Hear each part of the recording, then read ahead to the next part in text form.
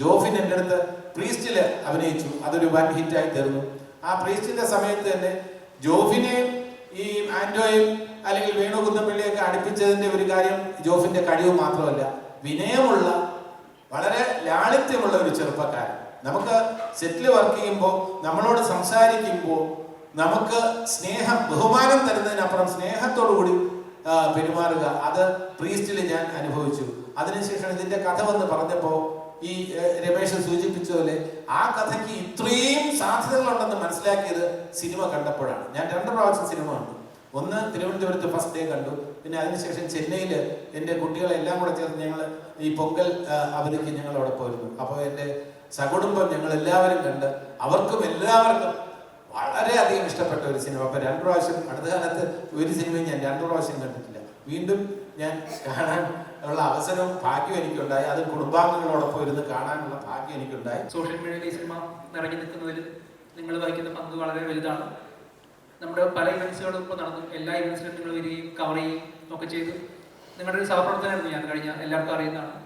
അപ്പോൾ നല്ല രീതിയിൽ സപ്പോർട്ട് ചെയ്തിട്ടുള്ള നിങ്ങളോടുള്ള നന്ദി ആദ്യം പറയുന്നു. അതിൻ്റെ ഒപ്പം തന്നെ ഈ സിനിമ സംഭവിക്കാൻ ഒരുപാട് പ്രാവശ്യം ഞാൻ പറഞ്ഞിട്ടുള്ളതാണ്. ഒരുപാട് പേരുടെ സമ്മതമുണ്ടെങ്കിൽ മാത്രം സമ്മതിക്കുന്ന ഒരു സിനിമയായിരുന്നു. അതിൽ മമ്മൂക്ക് ഉൾപ്പെടെ ബാക്കിയുള്ള മമ്മൂക്കൂടെ ഇല്ല, ബാക്കി എല്ലാവരും ഇവിടെ ഉണ്ട്. ഈ പറയുന്ന ഞാൻ സിനിമ കണ്ട് വളർന്ന സമയത്ത് ഞാൻ ജനിക്കുന്നതിന് മുമ്പ് സിനിമകൾ ചെയ്ത് തുടങ്ങിയിട്ടുള്ള ആൾക്കാരാണ്. മലയാളത്തിലെ ഏറ്റവും മികച്ച സിനിമയായിട്ടുള്ള ഈ ലെജൻസ് എൻ്റെ ഒപ്പം, ഞങ്ങളുടെ സ്വപ്നത്തിനൊപ്പം ഞങ്ങളെപ്പോലെ 2 പുതിയ ആൾക്കാർ ഈ സിനിമ ചെയ്യുന്ന സമയത്ത് ഞങ്ങളെ വിശ്വസിച്ച് അവരുടെ സിനിമകളിൽ ഇത്തരത്തിലുള്ള ആൾട്ടർനേറ്റ് പരിപാടി വരുത്തി ഒരു സിനിമ ചെയ്യാൻ സമ്മതിച്ച ഇവരെല്ലാവരോടുള്ള നന്ദി ഞാൻ ആദ്യമായിട്ട് പറയുകയാണ്. ജോഫിൻ ഏകദേശം ഒരു 4 കൊല്ലം അടുത്തുമ്പാണ് ഈ ഇതിൻ്റെ ഒരു വളരെ രചനാത്മകമായിട്ടുള്ള രൂപരേഖയായിട്ടുള്ള കഥ പറയുന്നത്. ഈ കഥകൾ കേൾക്കുമ്പം അതിൻ്റെ ഒരു പോസിബിലിറ്റി, ഇതൊരു പ്രായോഗികത എത്രയാണ്. കാരണം പ്രായോഗികത കഥാപരമായിട്ടല്ല, ഇത്രയും പേരുടെ അനുവാദങ്ങൾ ഇതിനകത്ത് വേണം.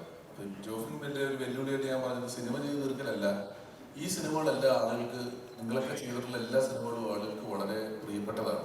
ചില കവർ സോങ്ങൊക്കെ പാടുമ്പോൾ ആൾക്കാർ കമന്റ് ഇടുന്നുണ്ട്, ആ നല്ല പാട്ട് നീ നശിപ്പിക്കരുത്, അത് ചെന്ന് തൊട്ടതെന്ന് പറയുന്ന പോലെ ഈ സിനിമകളിലൊക്കെ ഒന്ന് മലയാളികൾ അത്രയധികം നെഞ്ചോട് ചേർത്ത് വെച്ചുള്ള സിനിമകളിൽ ഒന്ന് തൊടുകയെന്ന് പറയുന്നത് പോലും ഞങ്ങളുടെ വാച്ചിന് വളരെ വളരെ പാടുള്ള കാര്യമാണ്. അപ്പൊ അത് അത്ര അനുവാദങ്ങൾ മേടിച്ചെടുക്കുന്നിടത്താണ് ഈ സിനിമ ഉണ്ടാകുന്നത്. ഓരോരുത്തർക്കും അവരവരുടെ കലാസൃഷ്ടി അത്ര പ്രിയപ്പെട്ടതാണ്. അതിൽ അത്രയും ഓൾട്ടർനേറ്റ് ആയിട്ട് കാര്യങ്ങൾ കടന്നു വരിക, അതിലൂടെ ഒരു സിനിമ വരിക എന്ന് പറയുന്നതിന്റെ പാട്. ജോഫിൻ ഇപ്പോൾ പറഞ്ഞു, ആദ്യം കഥ പറഞ്ഞു വന്നു, പക്ഷെ പിന്നീടുള്ള കുറച്ച് ദിവസങ്ങൾ കൊണ്ട് രാമും ജോഫിനൊക്കെ കൂടെ ഈ കഥ ഇത്രയും, ഞാൻ കേട്ട കഥയും കാണുന്ന കഥയും തമ്മിലുണ്ടായ ഒരു വ്യത്യാസം തിയേറ്ററിൽ നിന്ന് വലിയ അത്ഭുതത്തോടെ നോക്കിക്കണ്ടിട്ടുള്ള ഒരാളാണ് ഞാൻ.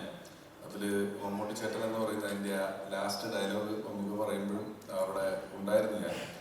ആ പേര് ആദ്യം ഈ സിനിമയിൽ പറഞ്ഞതും അതിന് കാരണക്കാരനായതും അത് മുത്താരംകുന്ന് വ്യൂ എന്ന് പറയുന്ന സിനിമയിൽ നിന്നാണ്. അതിൻ്റെ ഒരു തുടക്കം ജഗദീഷ് ചേട്ടൻ്റെ കഥയാണ്. ഞെട്ടിപ്പോയി, കാരണം ഒരുപാട് സമയമുണ്ട്. ഞാൻ വിചാരിച്ച് റിയലായിട്ടുള്ള സ്ഥലത്ത് തന്നെയാണ് ഷൂട്ട് ചെയ്തത്. ഇപ്പോഴും ഇവിടെ വെച്ചു പ്രത്യേകിച്ച് പള്ളി, ആ പള്ളി അതേ പള്ളി തന്നെയാണ് നമ്മൾ ഷൂട്ട് ചെയ്തത്. അയ്യോ, കാരണം തരുമോ അതേപോലെ തന്നെയാണ്. നിങ്ങൾ കാതോട് കഥ കണ്ടിട്ടുണ്ടെങ്കിൽ സെയിം സ്റ്റെപ്സ് അങ്ങനെയുള്ള പള്ളിയുടെ എല്ലാം. എന്നിട്ട് ഞാനിപ്പോൾ മോൻ്റെ അടുത്ത് ചോദിക്കായിരുന്നു, നമ്മൾ എവിടെയായിരുന്നു ഷൂട്ട് ചെയ്തത്, കൊരട്ടിയാണെന്ന് എനിക്ക് ഓർമ്മയില്ല. തിരുമണിക്കുന്ന് പള്ളി, അത് ആ പള്ളി ഷൂട്ട് ചെയ്തിട്ടുണ്ട്. അതെ, അത് അത്രമാത്രം സമയമുണ്ട്. അതുപോലെ തന്നെ ഒരുപാട് ലൊക്കേഷൻസ് ആ സിനിമയിൽ കാണിച്ചിട്ടുള്ള, ആ സിനിമയായിട്ട് ബന്ധപ്പെട്ടുള്ള എല്ലാ ലൊക്കേഷൻസും, കാരണം അത്രമാത്രം ഒരു റെഫർ ചെയ്തിട്ടായിരിക്കും അല്ലേ ഇവരത് ചെയ്തിട്ടുണ്ടാവും. അപ്പോൾ ഒരു എഫേർട്ട് ഭയങ്കര അത്ഭുതം തോന്നുന്നുണ്ട് എനിക്ക്. ഞാൻ ഓർക്കുന്നത് ഇവർ 3 വർഷമായിട്ടുണ്ടാവും എൻ്റെ അടുത്ത് ആദ്യം 3 വർഷമായിട്ട് ആദ്യം ഇവർ രണ്ടുപേരും തന്നെ, രാമു ജോഫിൻ തന്നെയാണ് എൻ്റെ അടുത്ത് വന്നിട്ട് ഇങ്ങനൊരു കോൺസെപ്റ്റ് ഉണ്ട്, ഇങ്ങനെ ചെയ്യാനാണ്. അത് ജോൺ പോൾ ജീവിച്ചിട്ടുണ്ട്. അങ്കിള് ജോൺ പോൾ പറഞ്ഞിട്ടാണ് വരുന്നതെന്ന് പറഞ്ഞിട്ടാണ് എൻ്റെ അടുത്ത് സംസാരിക്കുന്നത് ഈ കാര്യം. അപ്പോൾ എനിക്ക് അപ്പം തന്നെ ഭയങ്കര എക്സൈറ്റ്മെൻറ്റ് തോന്നി. ഞാൻ ചോദിക്കുകയും ചെയ്തു ഇത് എങ്ങനെ വർക്കാവും, കാരണം നമുക്കൊരു അത്ഭുതം എങ്ങനെ ആയിരിക്കും സ്ക്രിപ്റ്റ് ചെയ്യാൻ പോണത്, പിന്നെ അതിൻ്റെ മേർഡറും കാര്യങ്ങളൊക്കെ പിന്നീട് എങ്ങനെയായിരിക്കും ഇൻവെസ്റ്റിഗേഷനൊക്കെ എനിക്കറിയില്ല. അന്ന് ഇങ്ങനെ ആസ്മിൻ്റെ കാര്യങ്ങളെ കുറിച്ച് അങ്ങനെ ഡീറ്റെയിൽ പറഞ്ഞിട്ടുണ്ട്. അപ്പോൾ എങ്ങനെയായിരിക്കും ഇതിൻ്റെ ഇൻവെസ്റ്റിഗേഷൻ ഒന്നും അറിയില്ല. ഇത്രമാത്രം ഡീറ്റെയിലിംഗ് ആ ഇതിൻ്റെ കഥയോട് കഥയിലിട്ട് കണക്ട് ചെയ്തിട്ടുണ്ടാവും ഞാൻ വിചാരിച്ചില്ല. അപ്പോൾ ഒരുപാട് ഓർമ്മകളുണ്ടായി. ആ സിനിമ കണ്ടു കഴിഞ്ഞപ്പോൾ ഞങ്ങൾ കഥയോട് കഥയിൽ ഷൂട്ട് ചെയ്ത, പ്രത്യേകിച്ച് ഭരതേട്ടനും ഇപ്പോൾ ജീവിച്ചിരിക്കില്ല, ഭരതേട്ടനായിട്ടുള്ള ഓർമ്മകളൊക്കെ തന്നെ ഒരുപാട്. സീസർ സിനിമ ഉണ്ടായിരുന്നു സാർ സിനിമയെ പറ്റിയുള്ള സിനിമ കാണും. ആ ഒരു മുത്താരംകുന്ന് പിയോ എന്ന് പറയുന്ന സിനിമയുടെ ആ മമ്മൂട്ടി ചേട്ടൻ എന്ന് വിളിക്കുന്ന ഒരു പ്രദേശവും കത്തും അല്ലെങ്കിൽ ആ കാലത്തെ ലൊക്കേഷനും വീണ്ടും കണ്ടതിൽ തീർച്ചയായിട്ടും. കാരണം ഇതിന് വല്ലാത്തൊരു കോയിൻസിഡൻസ് ഉണ്ട്. അതായത് ഞാൻ ഈ സിനിമയെക്കുറിച്ച് ഇങ്ങനെ എൻ്റെ സോഷ്യൽ മീഡിയയിലേക്ക് വരുന്ന ഇതിൻ്റെ സ്റ്റിൽസൊക്കെ കാണുന്നുണ്ടായിരുന്നു. ഞാനും കമലും കൂടി ഇപ്പോൾ എം ഡി സാറിൻ്റെ മനുഷ്യർക്കും തിരിച്ചു വരുമ്പോൾ കമൽ എൻ്റെ അടുത്ത് പറഞ്ഞു ഇങ്ങനെ ഒരു പടം ഉണ്ടായിരുന്നു, കാതോട് കാതോദരത്തിൻ്റെ പശ്ചാത്തലത്തിൽ സിനിമ അവർ ചെയ്യുന്നുണ്ട്, അതിനെ ബേസ് ചെയ്തിട്ട് അതിനകത്ത് കമലായിട്ട് തന്നെ അഭിനയിച്ചു, മകൻ അഭിനയിച്ചു എന്നൊക്കെ പറഞ്ഞ് ഞങ്ങളെ യാത്രക്കിടയിൽ ഇങ്ങനെ സംസാരിച്ച് വരുന്നുണ്ടായിരുന്നു. അപ്പോഴും മുത്താരംകുന്നിൻ്റെ ഒരു റെഫറൻസ് ഒന്നും കമലിനും അറിയില്ലല്ലോ. ആൻഡോയാണ് എന്നെ വിളിച്ചിട്ട് പറയുന്നത്, സാർ ഈ പടം ഒന്ന് കാണണം, സാറും ഈ സിനിമയിലും കഥാപാത്രമാണെന്ന് തോന്നിയിട്ട്. അപ്പം ഞാൻ വിചാരിച്ചു ഞാൻ അഭിനയിച്ചിട്ടൊന്നുമില്ല, പിന്നെങ്ങനെ ഞാൻ കഥാപാത്രമാകുമെന്ന് വിചാരിച്ചു. എന്തായാലും സിനിമ കണ്ടപ്പോഴാണ് എനിക്ക് ആ റെഫറൻസൊക്കെ മനസ്സിലായത്. ഞാൻ പറഞ്ഞു വരുന്ന കോയിൻസിഡൻസ്, ഈ സിനിമ റിലീസ് ചെയ്തത് ജനുവരി 9-ാം തീയതിയാണ്. കൃത്യം 40 വർഷങ്ങൾക്ക് മുൻപ് ജനുവരി 7-ാം തീയതിയാണ് ഞാൻ ഈ സിനിമയുടെ ഷൂട്ടിംഗ് തുടങ്ങുന്നത്. 40 വർഷങ്ങൾ കഴിഞ്ഞ ശേഷം എൻ്റെ ആദ്യത്തെ സിനിമ വീണ്ടും ആൾക്കാരുടെ ശ്രദ്ധയിലേക്ക് വരാനൊരു കാരണം. ആസിഫ് അലി നമുക്ക് എല്ലാവർക്കും അറിയാം. ആസിഫ് അലിയുടെ ഒരു ഗ്രാഫ് എന്ന് പറയുന്നത് ഒരിക്കലും താഴോട്ട് പോയിട്ടില്ല. ആസിഫ് അലിയുടെ ഇപ്പോൾ ആസിഫ് അലിയുടെ ഒരു പടം എന്ന് പറയുമ്പോൾ ആസിഫ് അലിയുടെ സെലക്ഷനെ കുറിച്ച് പ്രേക്ഷകർക്ക് എല്ലാവർക്കും അറിയാം. അപ്പൊ അതിൽ എന്തെങ്കിലും ഉണ്ടാകും എന്ന പ്രതീക്ഷയോടെ ആയിരിക്കും പ്രേക്ഷകർ വരിക. ഇനി അടുത്ത ചിത്രം ആഭ്യന്തര കുറ്റവാളി എന്ന് പറയുന്ന ചിത്രമാണ്. അതിലും ഭാഗ്യവശാൽ ഞാനൊരു വേഷം ചെയ്യുന്നുണ്ട്. അപ്പൊ അത് പ്രതീക്ഷയോടെ കാത്തിരിക്കുകയാണ്. ഞാൻ ആദ്യം തമാശയിൽ കേൾക്കുന്നു, പരിചയമില്ലാത്ത കാര്യമുണ്ട് അഭിനയിക്കൽ. അങ്ങനെ ഞാൻ അഭിനയിക്കാനായിട്ട് വന്ന് പിന്നെ ആൻഡോ വിളിച്ചു, ഇവരൊക്കെ വിളിച്ചു കഴിഞ്ഞപ്പോൾ ഞാൻ അഭിനയിക്കാൻ വേണ്ടി ചെന്ന് കഴിഞ്ഞപ്പോൾ സത്യത്തിൽ എനിക്ക് ഒരുപാട് ആശങ്കയോടെയാണ് ഞാൻ നേരത്തെ പറഞ്ഞതിന് ആഡ് ചെയ്തിട്ട് പറയുന്നത്. കാരണം പുതിയ ജനറേഷൻ്റെ സിനിമയിലാണ് ഇവർ തുടങ്ങുന്നത്, ലേറ്റ് ആയിട്ടായിരിക്കും തുടങ്ങുന്നത്. എന്നോട് 9 മണിക്ക് എത്തണമെന്ന് ഷിബു വിളിച്ച് പറഞ്ഞു. ഞാൻ കറക്റ്റ് 9 മണിക്ക് എത്തി അവിടെ. പക്ഷെ ഞാൻ അവിടെ എത്തിയപ്പോൾ ഷൂട്ടിങ് തുടങ്ങിയിരുന്നു. എൻ്റെതല്ല, വേറെ സീൻ എടുക്കാനായിരുന്നു. ഇവർ തുടങ്ങിയിട്ടുണ്ടായിരുന്നു. എനിക്കനുഭവം അപ്പം തന്നെ എനിക്കനുഭവം ഇവർ കറക്റ്റായിട്ട് ഷൂട്ടിങ് തുടങ്ങിയത്.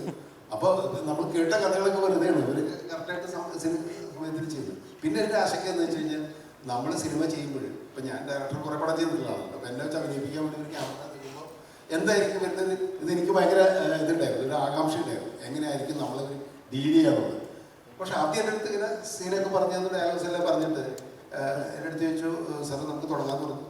കൃത്യമായിട്ട് ഷോട്ട് പറഞ്ഞു തരികയും, ഞാൻ ഇത്രയും പടം ഡയറക്റ്റ് ചെയ്ത ഒരാളാണ്. സാധാരണ എനിക്ക് ജൂനിയർ എന്നുള്ള രീതിയിൽ ഒരു ഇതുണ്ടായിരുന്നില്ല, ഒരു വളരെ കോൺഫിഡൻ്റ് ആണ്. അപ്പോൾ ആ കോൺഫിഡൻസ് ആണ് എനിക്ക് ഭയങ്കര അത്ഭുതം തോന്നിയത്. ഡയറക്ടർക്കും അതെ, അതിൻ്റെ ഇവരൊക്കെ ഉണ്ടായിരുന്നു, ക്യാമറാമാനും ബാക്കി ക്രൂ ഈവൺ അസിസ്റ്റൻസും എല്ലാവരും വളരെ കോൺഫിഡൻ്റ് ആയിട്ട്. അപ്പോഴാണ് ശരിക്കും ആണെങ്കിൽ എനിക്ക് ഇതിൽ ഭയങ്കര പ്രതീക്ഷ തോന്നിയ സിനിമയിൽ ശരിക്കും അഭിനയിക്കാൻ ക്യാമറ മുമ്പിൽ അതിന്റെ കോൺഫിഡൻസ് ആയിരുന്നില്ല. ജോഫിന്റെ ആദ്യത്തെ പടത്തിലും നമുക്ക് 22-ലല്ലേ പ്രതീക്ഷിച്ചു വരുന്നത്, അവിടെ 21 പ്രതീക്ഷിച്ചു വരുമ്പം 21 ഭയങ്കര ആധുനിക കലയാണെങ്കിലും തൊപ്പി, താടി, വടി, പെട്ടി പട്ടിക്കുള്ളൊരു മാന്ത്രികനെ പോലുള്ള മമ്മൂക്ക, അതിന്റെ കൂട്ടത്തിൽ സാനിയ അയ്യപ്പന്റെ ക്യാരക്ടറിനെ മമ്മൂക്ക് മാത്രമേ കാണാൻ പറ്റുള്ളൂ, ആർക്കും വേറെ ആർക്കും കാണാൻ പറ്റൂല. ഒരു കൊച്ചിന്റെ നേതൃത്വം മഞ്ജുവായിട്ട് തിരിച്ച് പുറത്തേക്ക് ആടിയിട്ട് നേരെ നിന്ന് ഡയലോഗ് പറയുന്നു. ഇതെല്ലാം നമുക്ക് ആദ്യം പറയുമ്പോൾ ഇവൻ പറയും ഇതെങ്ങനെയാണ് ഇതൊക്കെ ഈ കാലത്ത് നടക്കും, നമുക്കൊരു സംശയം തോന്നും. പക്ഷെ അത് കഴിഞ്ഞിട്ട് റെഡിയാക്കി എടുക്കില്ല. അല്ല, ജോഫിനോടും രാമനോടും ജോണിനോടും ഒരു പ്രത്യേക കടപ്പാട് എനിക്കുണ്ട്. കാരണം സിനിമയിൽ ഹരിഹരനഗറിലെ അപ്പുകുട്ടനൊക്കെ ഏറ്റവും വലിയ മണ്ടത്തരം പറയുന്ന കഥാപാത്രങ്ങൾ ഏറ്റവും കൂടുതൽ അവതരിപ്പിച്ചിട്ടുള്ള ഞാനാണ്. ഇതില് അല്പ സെൻസുള്ള ബുദ്ധിയുള്ള ഒരു ട്വിസ്റ്റ് ഞാൻ കൊണ്ടുവന്നിട്ടുണ്ട്. ഇങ്ങനെ ആയിക്കൂടെ, വലിയ ബുദ്ധിയൊന്നും അല്ലെങ്കിലും ഒരു ചിന്ത, അങ്ങനെ ഒരു സംഭവം നടന്നിട്ടുണ്ട്. അങ്ങനെ ചിന്തിച്ചൂടെ വിവേകം എന്ന് ചോദിക്കുന്ന തരത്തിൽ അല്പ ബുദ്ധിയുള്ള രീതിയിൽ ചിന്തിക്കുന്ന ഒരാളായിട്ട് ജഗദീഷിനെ അവതരിപ്പിച്ചിരിക്കുകയാണ്. ആ ക്യാരക്ടറാണ് വേറെ ഒരാൾക്കും ഈ സിനിമയിൽ കൊടുക്കാനും പറ്റത്തില്ല. കാരണം ജഗദീഷ് ചേട്ടൻ എഴുതിയ ആ പരിപാടിയിലായിപ്പോയി. പിന്നെ അത് മാത്രമല്ല, പഴയ അപ്പൂട്ടിനായിരുന്നല്ലോ ഇപ്പൊ ജഗദീഷ്. ജഗദീഷ് വളരെ സീരിയസ് ആയിട്ടുള്ള റോളിനെ ചെയ്യുന്നുണ്ട്.